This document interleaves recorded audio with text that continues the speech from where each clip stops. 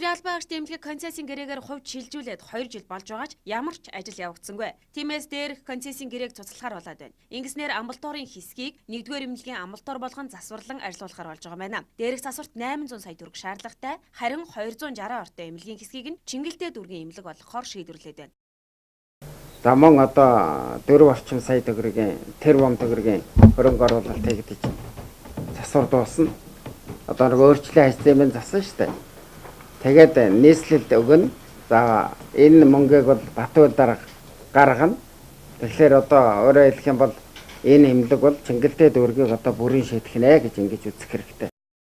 Мөн Яарамгийн 300 ортой төрөх эмнэлгийн концессийн гэрээг хүчингүй болгож дахин концессийн гэрээ зарласан байна. Ингэхдээ хуучин бүтэн эмнэлгээр зарлаж 30-аас 40 тэрбум төгрөг шаардагдаж байсан бол энэ удаа зөвхөн барилгыг нь барих тендер зарлаж байна. Одоогийн байдлаар барилгын ажил нь 75% явж байгаа учраас шинэ концессоор баригдаад дуусангууд нь ямар эмнэлэг болгохоо шийдвэрлэх юм байна.